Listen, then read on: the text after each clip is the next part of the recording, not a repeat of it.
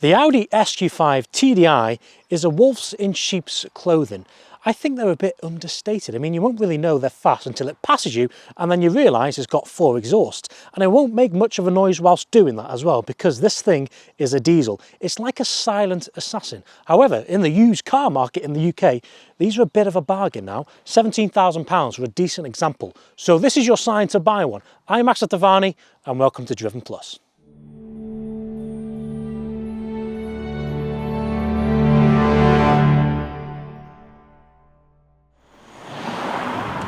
Audi has always been pretty notorious for putting high-powered diesel engines in their SUVs. They gave the first generation Q7 a monstrous V12 TDI engine, and if anyone's got one of them, please reach out to me, because boy oh boy would I love to review one of them. And they gave the second generation Q7 a V8 TDI, and they did the same with this. They gave this a lovely 3-litre V6 diesel engine. And thinking of it, when you have an SUV, diesel just makes sense in my eyes, because you get the fuel economy and good torque, so it just provides you with an effortless drive like this is doing for me right now.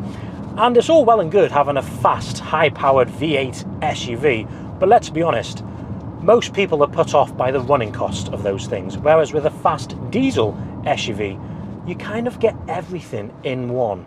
Audi did actually offer the SQ5 with a petrol engine as well, but the diesel outsold them by quite a bit. If you were to go look on Auto Trader right now and filter the search between petrol and diesel, diesel outnumbers petrol by quite a bit. But anyway, speaking of the engine, let's stop over somewhere and I'll talk you through it.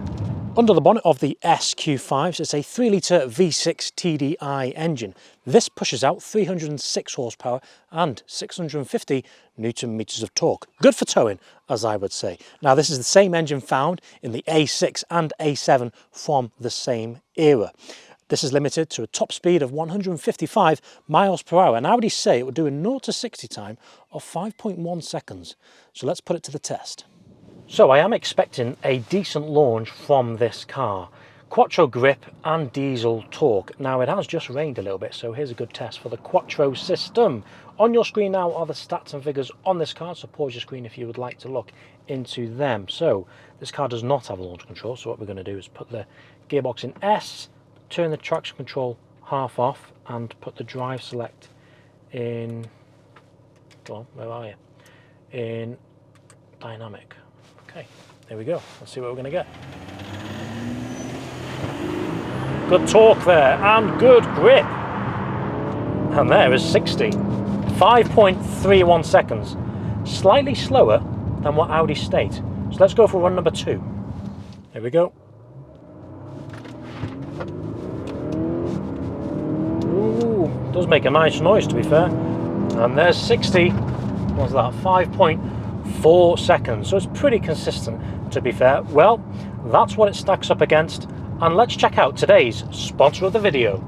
Now, that launch was quite impressive, but not as impressive as this, because this little thing takes your ownership experience to the next level. And if you're looking to buy an Audi SQ5 or any modern Audi, then you've got to check out this. This is a Carly OBD scanner. It gives you full access to your car's hidden data. So all you have to do is plug the device into the car's OBD port, in which I have done, and now I'm going to run a manufacturer level diagnostics check. But first, we've got to connect the device to the car. So we're going to add new car, go on Audi Q5. This is a 2015, that's a diesel. So there we go, we're going to go ahead and connect that now. So it's connecting to the scanner. We're going to run a diagnostics checks, but you can also do a used car check, customization, which I'll touch on in a minute, and it's also got other features as well. So we're going to run a diagnostics check. I'm going to check for issues, see if this 2015 Audi SQ5 has any issues. So there we go, 100%. It's only found 2 issues. That's actually surprised me quite a bit. Good car this. Adam, you've got a good one here. So let's see what issues we have. Show results, here we go. One with the ABS brakes and one with the access start authorization, but Carly classed this car as bad.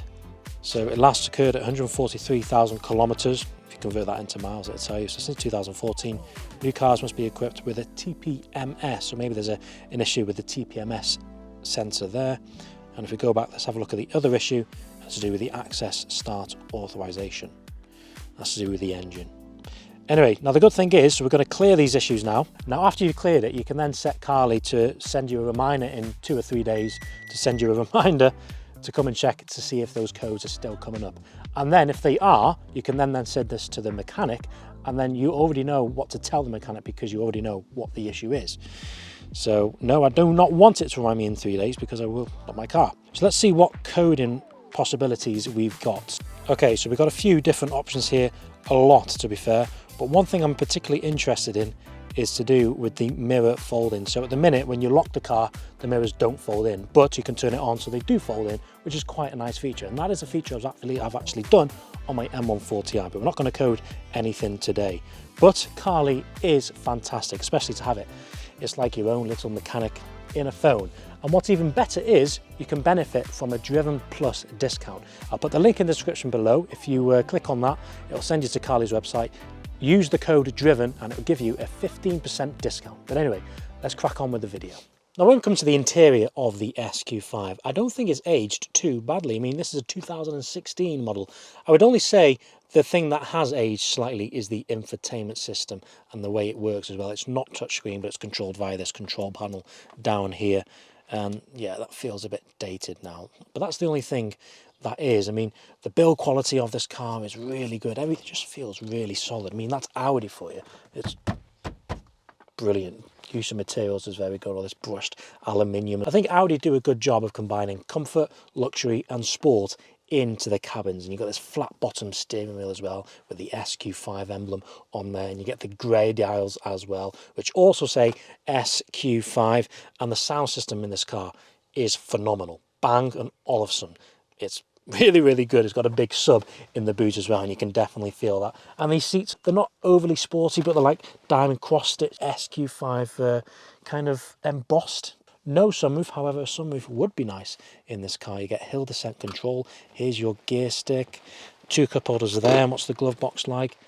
Not quite a decent size. And what about this one in here? That's very big. And you get a nice Quattro badge there. It's a great place to be. I do quite like the look of these cars, especially from the rear. I just think they're the perfect sized SUV. Not too big, not too small. And I can't quite put my finger on it in terms of the look of these things. They look like a jacked up S3, but then they look like a small Q7. It just works, but like the SQ5 badge, the quad tailpipes, which are jointed, so let's call them Siamese exhaust pipes. Yeah, sorry about that. But anyway, looking into the boot, you get 540 litres, perfect for a pram. So let's see what a diesel V6 sounds like. Come on, rev it up.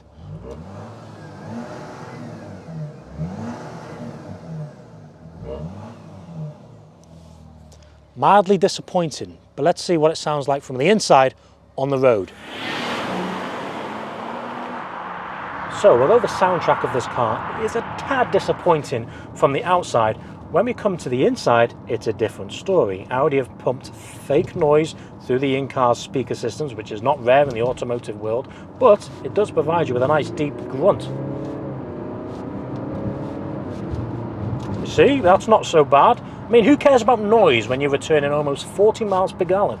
And that's the selling point about this car. It gives you the performance and the fuel economy. Expect somewhere in the mid-30s, which is absolutely fantastic considering you've got a big diesel engine pushing out 300 horsepower and over 600 Newton meters of torque.